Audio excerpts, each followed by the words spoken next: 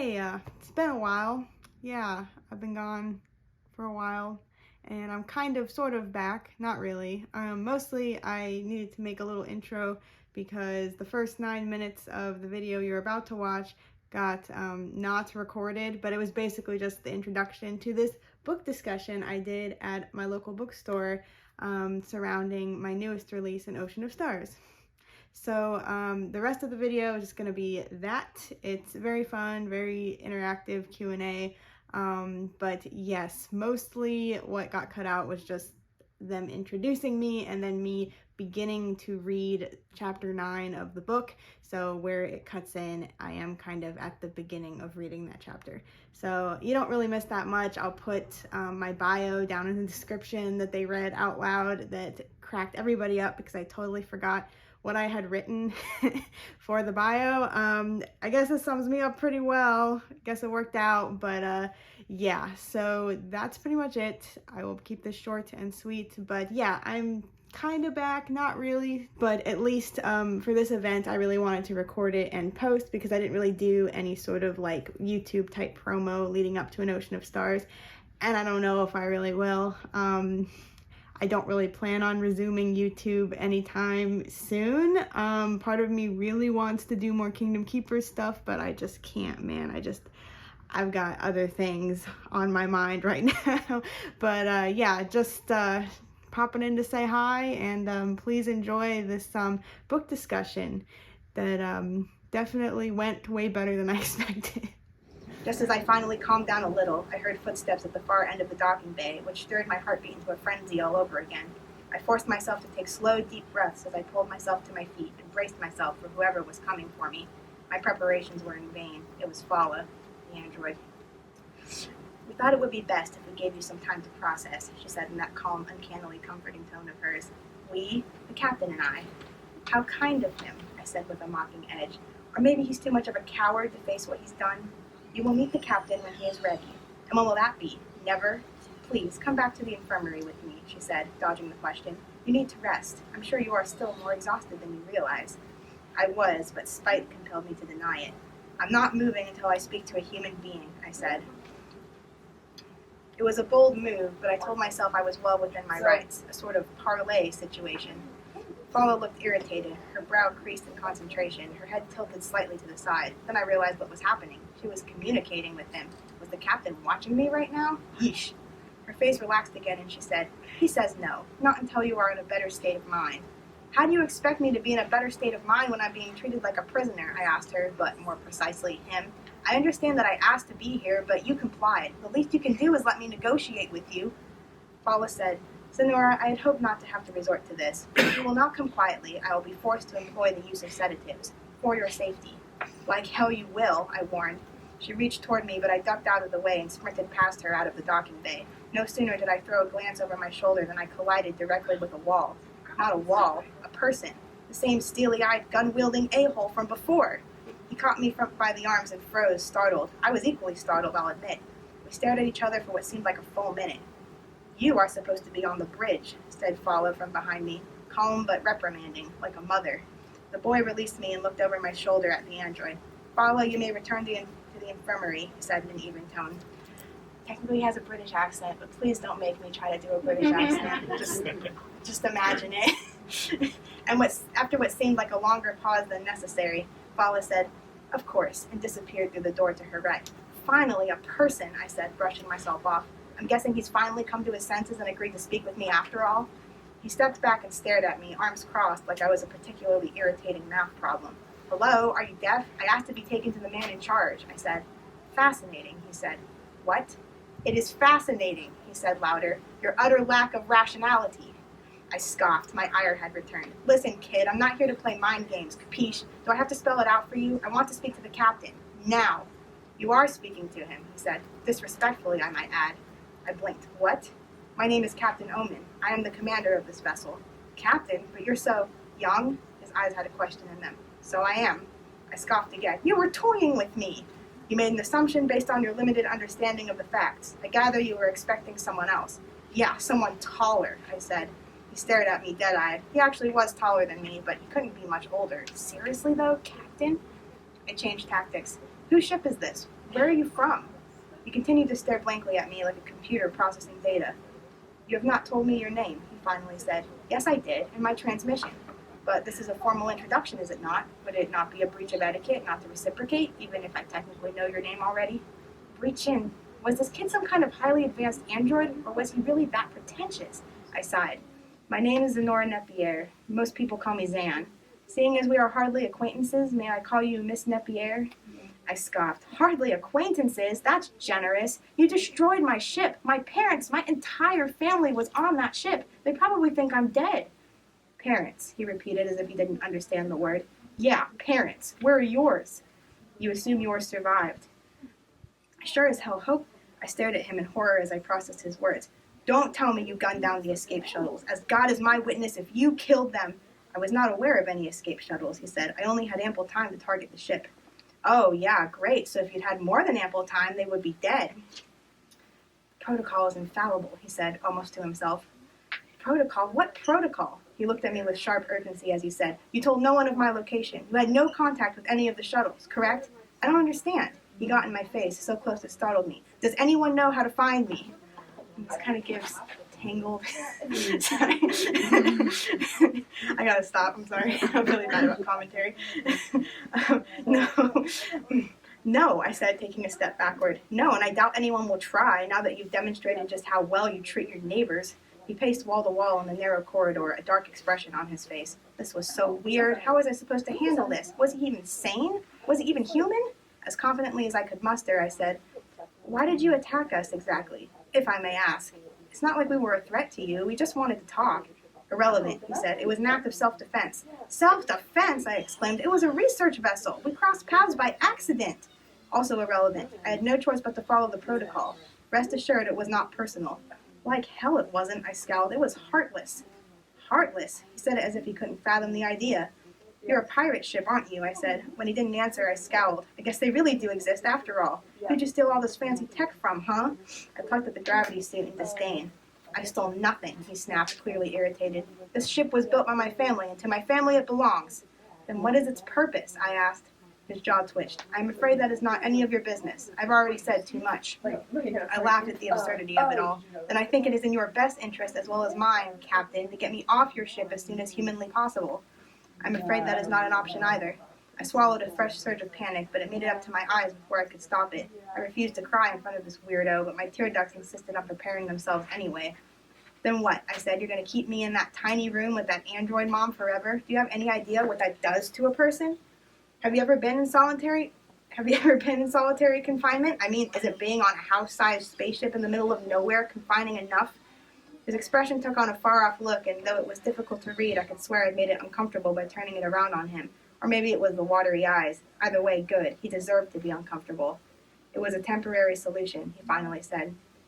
All right, I said, lifting my chin. Would you care to elaborate on the permanent solution, then? He stared through me as if he were processing data again. I hadn't completely ruled out the android possibility yet, but despite his formal vernacular and general rigidness, there was still a human authenticity to him that you just can't replicate artificially. Very well, he said. Let us discuss this somewhere more appropriate. Follow me, if you would please. That's that. That's a sneak peek into the beginning of a beautiful friendship. No, rest assured the relationship develops from here in a very positive way. They are definitely at loggerheads for a hot minute. They're definitely opposites in a lot of ways, so it was extremely fun to write these two people that were just completely different. He especially was a lot of fun. I don't know why. It's just like, maybe because Zan was very familiar to me and he was unfamiliar, so I had to like really get into it, like different headspace. But anyways, that's just a little snippet. Where are we at? Okay, cool. We're doing really great on time, but I guess I'll open the floor to questions. Ask me anything, really, except for spoilers. I will not answer spoilers. And if nobody has questions, don't worry. I have questions to answer for myself. So I came prepared. Yeah. So, in your sequel or with the trilogy, future books, could we expect any, what are they called? Easter eggs from the Last Celestials that kind of collide the two worlds at all? I want to say Or hidden? no. Okay. Okay, so for those that may not be familiar, my debut novel, The Last Celestials, is in no way like connected to this series. They're two completely different series that I'm working on simultaneously because, like I said, I'm crazy. Then my next book that'll come out at the end of this year will be the sequel to The Last Celestials, not this one.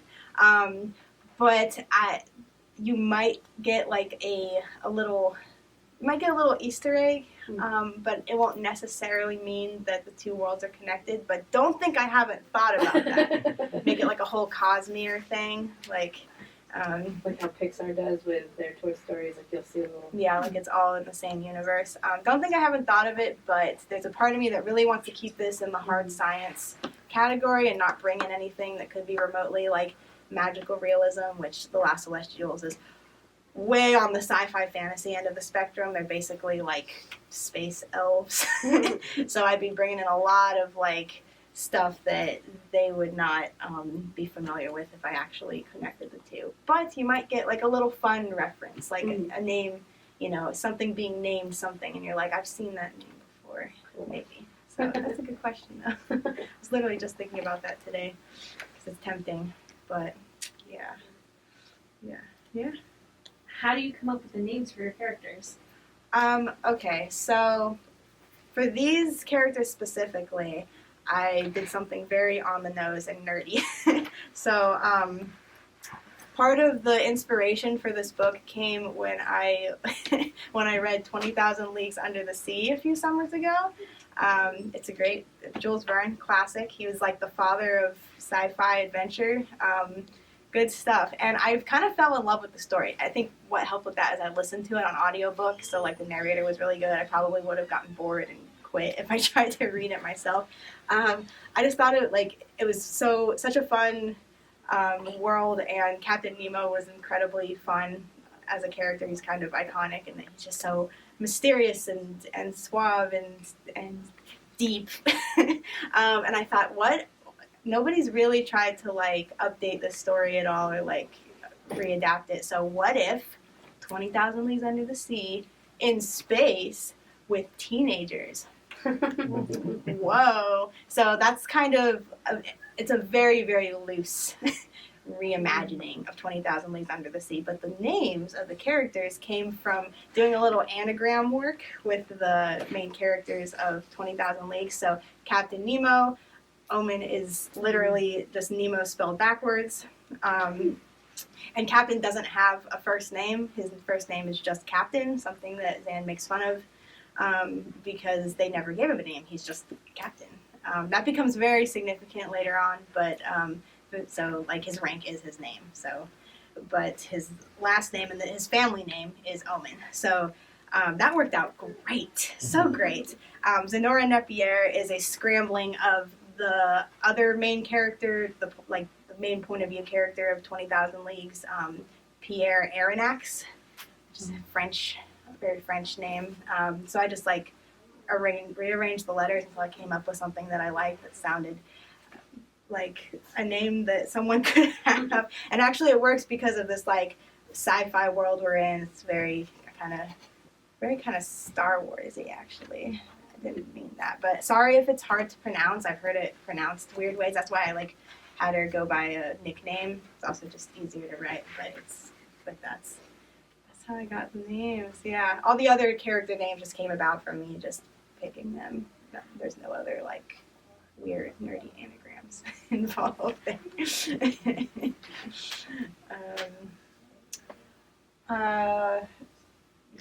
Yeah. The book playlist.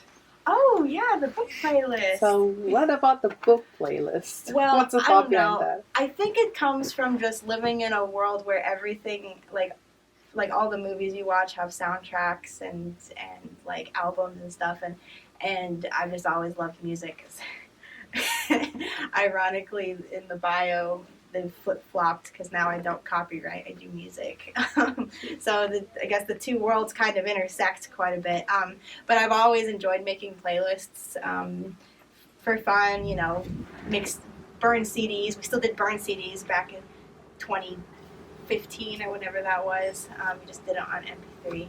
So I just grew up, like, I've always loved music. So it was kind of a natural thing that, like, so a very popular thing for authors to do is put together, like, Pinterest mood boards. I do that too. Like, Pinterest is just so great for inspiration anyway. So if you're trying to build a world, you go on Pinterest, you search, you know, like medieval castle or, you know, sci-fi background or whatever you need, and you get all these cool inspiration picks that can help you really visualize and, like, come up with ideas. And so most authors make Pinterest mood boards, but, like, in the same vein, like, picking out music that kind of you could see, like, in the soundtrack, if it was a movie or that reminds you of the characters, can really, like, help you sort of, like, get you in the headspace. Not every author can, like, listen to music while they write. I can usually, so, like, if I'm writing, say, like, while I was writing this, I would, like, if I found songs that I liked that reminded me of these characters or whatever, I would put them on a playlist and then play that playlist while I was writing. So it's all very self-referential, but yeah, I'll put them on Spotify. I usually release a playlist in conjunction with the book. So, like, The Last Celestials was very music heavy because, like, she literally, like, makes friends with an indie rock band, and every chapter title is a song title, and I did that intentionally. So the playlist is, like, baked into the whole fabric of the story. But this one I just made, like, separately on Spotify for my own use and for fun. If people wanted, like, I don't know, what's it called, like, extra content, I guess. But did that answer your question? Mm-hmm. Okay. Would we be able to obtain this song list on your Instagram when we read the book? Yeah. Yeah, if you go on my Instagram, like, in the bio, there's the link tree. The link tree is just a link to more links because Instagram only lets you put one link in your bio. So people have found a workaround for that. It's great. And there's, like, you know, links to, like, where to find all my books, but also there's links to the actual Spotify playlist too. So you can have a good time with that. And pre-orders got a little, like, placard thing, or, like, not really a placard, a little laminated card that had the playlist on it. So I just really like it. I think it really kind of adds, like, I don't know, just adds more to the aesthetic and the, like, everybody's so obsessed with aesthetics, but, you know, it just helps set the tone of the book. I usually, like, I enjoy finding music that, like, really matches whatever the book is about. And I've, like, listened to, like, if I read a book that I like, sometimes I'll go on Spotify and see what kind of playlists have been made around whatever book. And it's fun to see, like, what people have, like, you know, said, oh, this sounds like something that would, you know, this character, whatever. something that sounds like the character. Yeah. So yes, you can access them.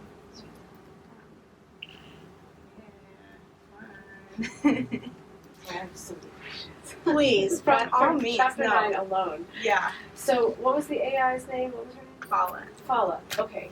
What was the inspiration for her? Because as soon as, like, her mannerisms and just how she communicates with both Owen and Dave, she sounds like a mashup of C-3PO and Eve from WALL-E. Is that, like, a good depiction, or is she more, like, even more futuresque than that? But She's it's earlier, it's like the previous chapter, Zan describes her as being, like, so close to human that it's hard. So if you've seen Prometheus, you know, I forgot his name, but Michael Fassbender's character, the, like, android that was on the ship, like, she's that human looking.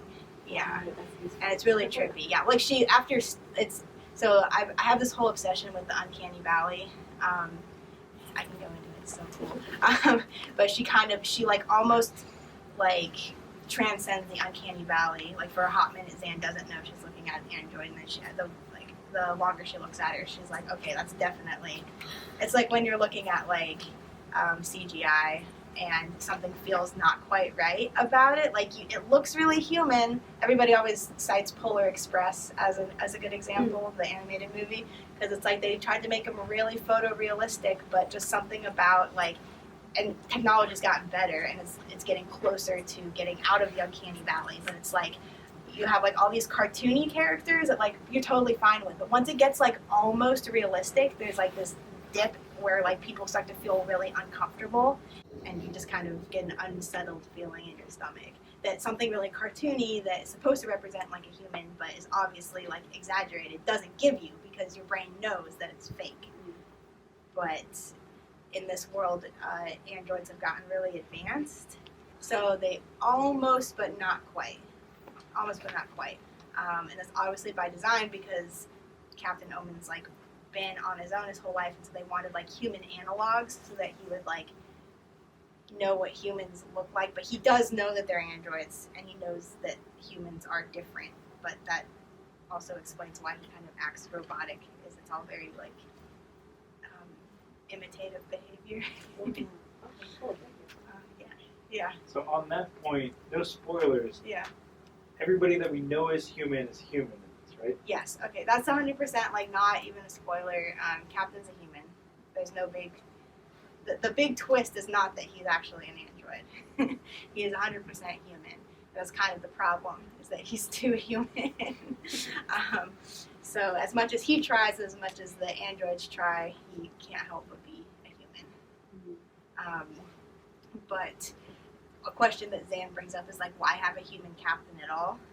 And I pull the whole human intuition card, because honestly, like that's actually a valid argument, and it's used a lot in like unmanned flight versus manned flight. Like, yeah, you can like program a robot to like fly a plane or fly a spaceship, but nothing can account for human skill and human intuition. There's, without getting into spoilers, there's other reasons why he's a human on the ship. Like, he's awake on the ship, but you have to read and wait for the sequel to find out why they didn't just have androids and made him stay awake. So, yeah, I know. A question I get asked a lot, or rather a comment I get a lot, is that it reminds people of the movie Passengers. And so I have a lot of people ask me, like, were you inspired by Passengers, or like, did you watch? Funnily enough, I didn't watch Passengers until after I was done drafting this. I'd heard of the movie. It came out like 10 years ago, and it was like all the rage because it was Chris Pratt and Jennifer Lawrence. And I just never got around to seeing it. And finally, we watched it like, I want to say 6 months ago, maybe. It was really good, and yes, that is a perfect movie analog. Not a perfect movie analog, but it's a very good movie analog to what this book feels like, and like a lot of people like compared this book to Passengers, because it's probably the closest thing in like movie media, I would say, that is like this. But I would say, arguably, that the relationship dynamic between these two is much healthier than the relationship dynamic between Chris Pratt and Jennifer Lawrence in the movie. If you haven't seen the movie, you'll know what I'm talking about if you watch it. Very problematic, but still a really good like sci-fi, really like fun, very like atmospheric, and yeah, the like two people on the ship thing is like very reminiscent for sure. Dude, don't be embarrassed. No. They keep coming. So with the Last Celestials, you said that was a very kind of like you're just jumping go-getter. Did you have any kind of writer's block with Last Celestials that helped you when you broke through that writer's block? Helped you with any writer's block with this book, or was there any writer's block? Yeah, there definitely was. Writer's block is kind of inevitable. I could talk about writer's block because so Last Celestials was like an off and on gradual thing, like that I tinkered with for 3 years, and then finally like buckled down and wrote. And so like I don't remember how much writer's block I had with that once I finally got through it. But what I did learn writing Last Celestials, and I definitely applied to this one, was a lot about world building. Now, world building is obviously like literally the world of the story, how things connect, what elements, whether they're magical or scientific, function together in the story, setting, government, culture, whatever. Last Celestials, I was very, let's just say, loosey-goosey with it. One, because it took place mostly in the real world, so I didn't have to do a lot of external world building. But there were these characters. The main characters were from this weird space kingdom, and I kind of was just whatever, flew by the seat of my pants. I'm totally ousting myself here. I still think Last Celestials is a fun book, but I was mostly concerned with the interpersonal conflicts. Last Celestials is very slice of life, I realized. If you like slice of life animes, that's kind of the feel of it. So when I went to write this, I was like, okay, Becca, you're sitting down and you are writing things out. What's the space organization? What do they do? Where does everybody live? In this book, Zan's from a colony ship. She's not from Earth. Colony ships have been out in the edges of the solar system for a while now. So I had to actually think it through, and it made it a lot easier to connect things and to work through plot holes versus when I go back and look at Last Celestials, which as I've been working through the sequel to it, I've been able to fill in those gaps, and it hasn't been terrible. But because I wasn't focused on it, it wasn't necessarily that type of story, but still I could have done a little bit more upfront work, so I didn't have to, for the sequel especially, go back and figure out how all these pieces connected in hindsight. So that's how it helped. But writer's block, on the subject of writer's block, where are we at? Yeah, I'll talk very briefly, and then for any writers that might be in the room, or aspiring writers, I've learned something about writer's block. I think it's different for everybody, or just creative blocks in general, because you might not write, but you might draw or make music or whatever. I feel a lot of times you can't really force creativity. There's things you can do to help you get creative, and there's definitely times when you should just kind of sit down and just power through it, and even if it sucks, just deal with it. But if you have really bad writer's block, go work on something else. Unless you have a really tight deadline, which especially as an indie author, you kind of have self-imposed deadlines, which is nice. You can change them if you need to, but you'd rather not. The best thing I've found is to just go work on something else. Go watch a movie. Go get out amongst people, interact with other human beings, and the writer's block will usually work itself out. Still try to write or do whatever, but don't force it, because usually what happens when you force it through writer's block really, really hard is it just you don't have any fun, which this thing's supposed to be fun, right, that you're doing, and what the end product usually isn't very good. You end up rewriting it completely anyway, and sometimes you do need to get through that sort of really messy bit to get to the good version of that scene or whatever.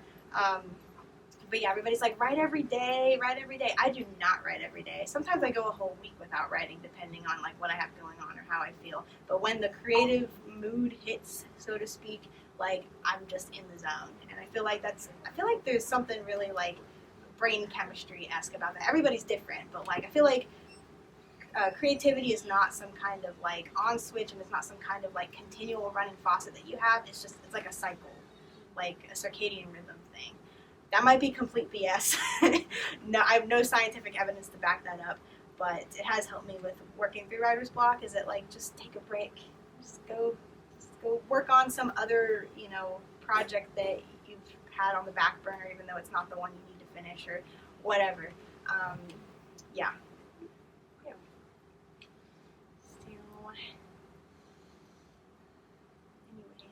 Anyways, you guys have done good so far.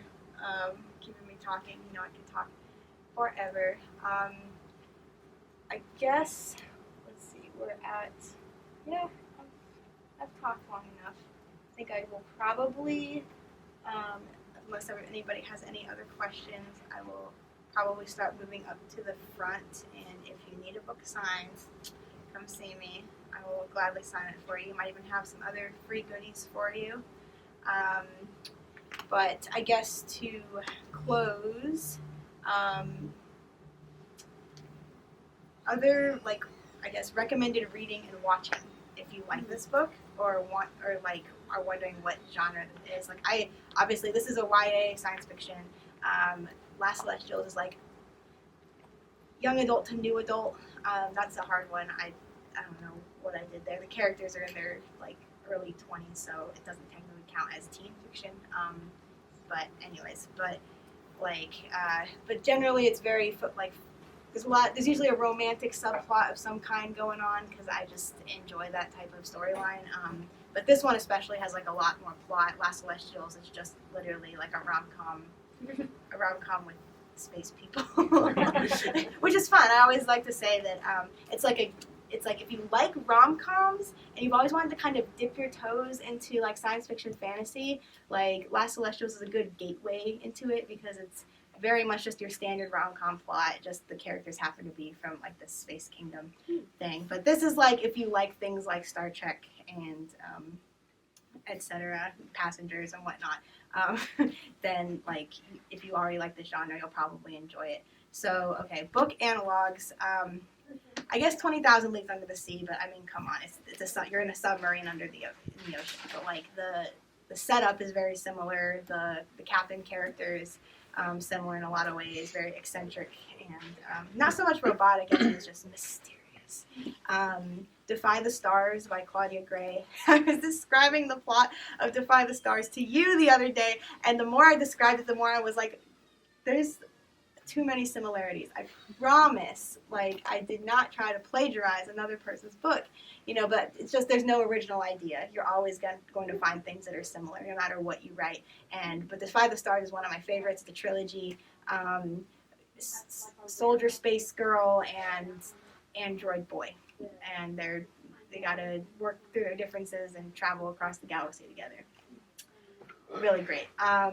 Lost Stars by Claudia Gray. It's actually a Star Wars canon, like, side story, like an expanded universe.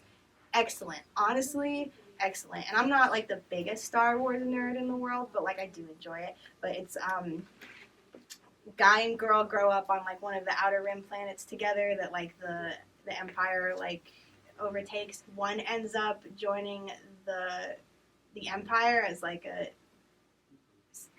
officer, and the other ends up joining the Resistance. And it's a love story.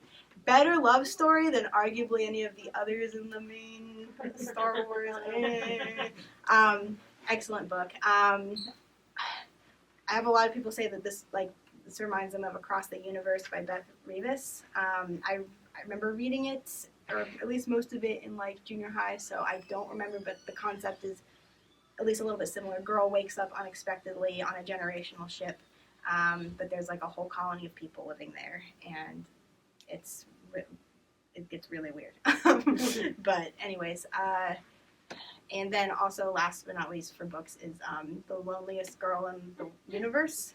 I was talking to you about that one, I think, but it's a space thriller. But definitely, it's a girl. She's on a ship heading to a habitable planet, and she's the only one left. Her parents and all the other crew members have died, and she is the only one left on the ship, and she is, light years away from Earth, and she gets communication from Earth daily that's was sent years ago, but then she learns that this other ship is going to come join her. It's faster and it's more advanced, and it's going to come join up with her, and the captain of that ship is a boy around her age. And she gets super excited because she's never met another human before, and, well, she has, but, like, she hasn't seen another human in however many years, but then things start getting a little weird, so don't go into this one thinking you're getting like a fun romance plot. It's a thriller, but it's a really good thriller. Okay. Yeah, this is where I knew I was going to go too long. And then movies, Passengers, very good movie analog. Voyagers, which goes under the radar, that was an interesting one for sure. It's got Colin Farrell in it, and it's like this ship full of teenagers, like they're like bred to be this like super crew that on this generational ship that's supposed to take them to Earth not Earth 2 or whatever, and they realize that like they've been kept under control, and it's basically Lord of the Flies in space. It's just Lord of the Flies in space.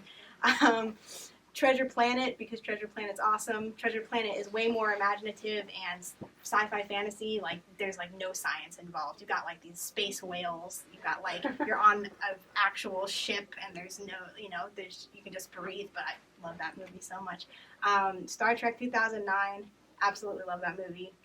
Very inspired by the aesthetic when writing, and The Martian book and movie actually, because it's like survival.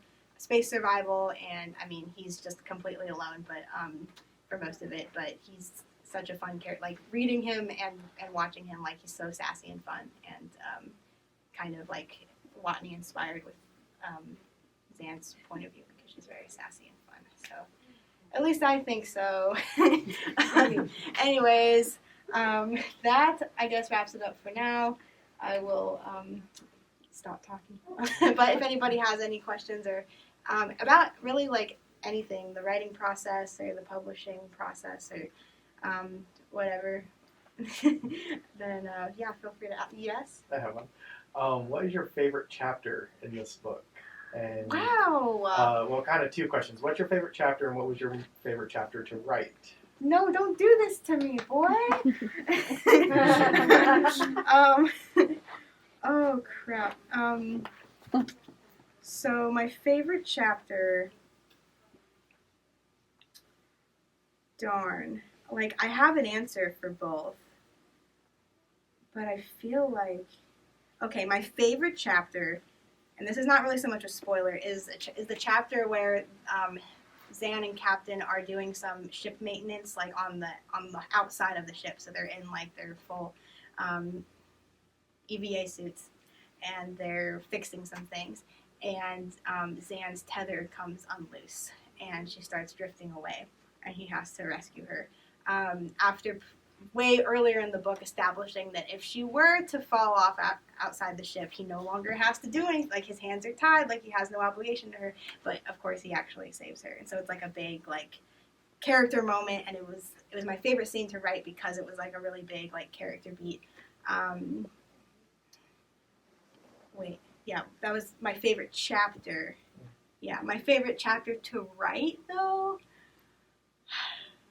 was, okay, probably, this is again a spoiler, they may or may not come across some space pirates at some point in this, actual space pirates in this book, and writing the dialogue with the captain of the space pirate ship was a joy. He's kind of like, he's kind of Barbossa-esque, like very like suave and intelligent, but also kind of ruthless. And he was a lot of fun to write. Once he came in, it was like very fresh, and he also just kind of has a way of getting under Captain's skin by being very patronizing, which Captain's used to being the patronizing one. So he meets his match. Anyways, so thanks for that at the end, but.